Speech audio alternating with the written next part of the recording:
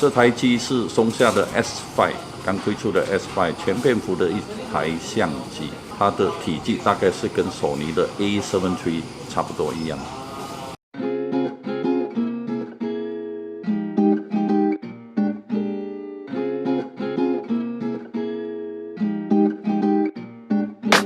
今天这个视频不是一个 S5 测试的视频，前几天有机会玩了一下这台 Panasonic S5。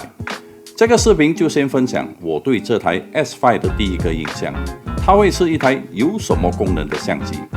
大家都知道 Panasonic S5 还是使用 Contrast Detection 的对焦系统，那么这个对焦系统到底有没有提升，有没有改进？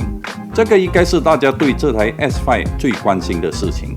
S5 是一台全片幅的相机，机身重712克，2400万的像素。与之前推出的 S1 及 S1H 是使用同样的感光元件，236万点的电子光景器，放大倍率为0.74倍，有机身防抖，也有184万点的触摸翻转屏幕。机身体积比索尼的 A7 III 大一点，不过比起 S1 或 S1H 就小好多。一个 UHS-1 及一个 UHS-2 的卡槽，有 3.5mm 的麦克风接口，也有 Micro HDMI 及 USB-C 的接口。S5 的屏幕可以触摸选择对焦点，也可以选择目录里的选项。触摸屏的反应还蛮快的，不会有迟疑的现象。S5 的电池虽然是可以使用在 GH5 的相机，不过 GH5 的电池就不能使用在 S5， 因为电池的接口有稍微的更改。想买 S5 的就要注意这一点。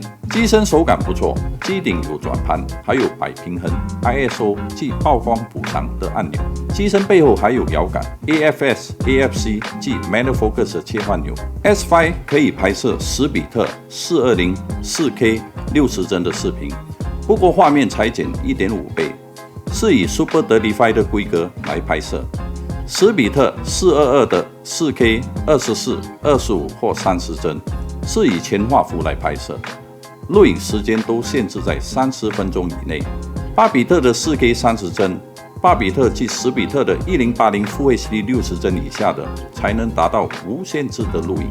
今年年底，免费透过 Firmware Update 使用 HDMI 经过 Atomos Ninja V， 还可以录制 5.9K RAW 的视频。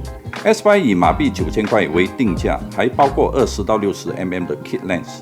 有以上的录影规格，Panasonic 实在是很有佛心，这样的价格就可以玩全片幅10比特及 RAW 的视频，再加上 S5 还有 Vlog 即 HDR Profile 可以使用，还有双延伸 ISO， 以 ISO 640即 ISO 4000为切换点。虽然录影只有 Long GOB 的规格，没有 All-I 的选择，但是视频档案从最低100 Mbps 到最高200 Mbps， 这样的视频档案算不小了。我只随意拍了几张照片，暂时 Lightroom 还不能调整 S5 的 RAW file， 所以都是 JPEG 自出的照片。先提供几张做参考。S5 的连拍速度为每秒7张，如果使用 AFC， 那么每秒也只能连拍5张。S5 还可以拍摄合成的9600万像素的照片，还有一些 Picture Profile 可以选择。手动对焦也可以使用风式对焦。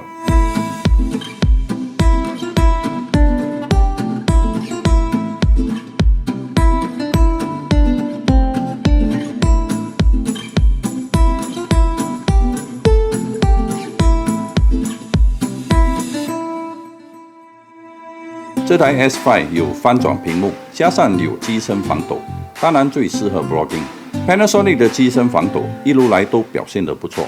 这个简单的测试是配合这支20到60mm 的 Kit Lens， 然后镜头保持在20mm 的焦段。大家可以注意边角部分是否有抖动。S5 的防抖表现是否有比其他厂牌的相机好？欢迎你们在以下留言发表你们的意见。身为索尼相机的长期用户，我觉得 S5 的机身防抖的功能是有比索尼好。虽然画面还是不能达到像稳定器的效果，不过也相当的出色了。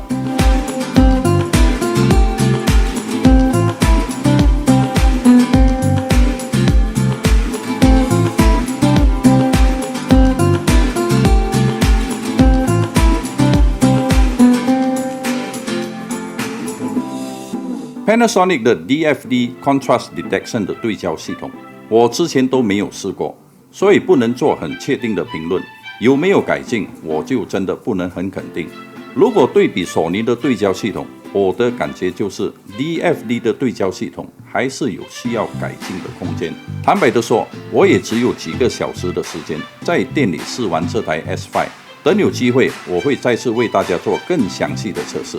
不过 S5 的对焦都有脸部、眼睛甚至全身的对焦，大中小的对焦框会交替的出现在屏幕上，眼花缭乱。看起来 S5 的 DFD 对焦系统还真的与众不同，有自己的一套方法。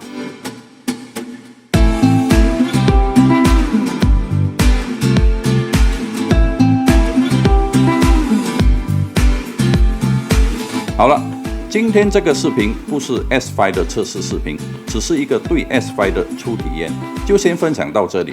之前我用过 Panasonic 的 GF1、GF2 还有 GF3， 之后就没有接触过任何 Panasonic 的相机。